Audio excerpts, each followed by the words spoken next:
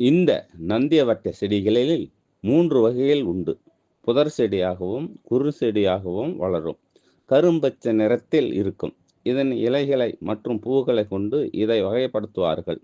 ஒரு இதழ் இதழ் அடுக்குகள் மூலம் இது வகைப்படுத்தப்படுகிறது. 3ம் மருத்துவ குணங்கள் ஒத்திருக்க கூடியதுதான். வாழ்க வளமுடன். ஓம் சிவாய நம. இப்போ நீங்கள் பார்த்துட்டு இருக்கிற மூலிகை தான் நந்தியாவட்டை. இந்த மூலிகையாகப்பட்டது கண் நோய்களுக்கு சிறந்த தீர்வான கண் மருந்துகளில் சேர்க்கப்படுகிறது. கண் சிவப்பு இருப்பவர்கள் நந்தியாவட்டை பூ இதழ்களின் சாறு எடுத்து தாய்ப்பால் 2 சொட்டு கலந்து கண்கள் விட்டால் கண் சிவப்பு குணமாகும். உஷ்ணத்தால் கண் எரிச்சல் அதிகரிக்கும் போது நந்தியாவட்டை பூவை கண்களில் பொறுமையாக ஒட்டி எடுத்தால் கண் எரிச்சல் குணமாகும். அதிக எரிச்சல் இருப்பவர்கள் நந்தியாவட்டையின் பூக்களை சுத்தம் செய்து சாறு பிழிந்து 2 துளி கண்களில் விடலாம்.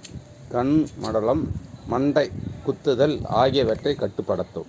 கண்கள் கட்டி இருக்கும்போது இரவு படுக்கும்போது பூக்களை கண்களில் வைத்து கட்டி மறுநாள் காலை பிரித்தால் கண்கட்டி குணமாகும். கண்கள் குளிர்ச்சியடையும். கண் நோய் வராது. கண் பார்வை கூர்மை பெறும். கண்களில் பூ விழுவதை ஆரம்பத்தில் கண்டறிந்தால் நந்தியாவட்டை பூவுடன் கலாப்பூவும் சேர்த்து நல்லெண்ணெயில் ஊற வைத்து வடிகட்டி அதை பதப்படுத்தி கண்கள் விட்டால் கண்கள் பூ மறையும், சதை வளர்வது கட்டுப்படுத்தும். இது முன்னோர்களுடைய வைத்தியம். வாழ்க வளமுடன். ஓம் சிவாய நம.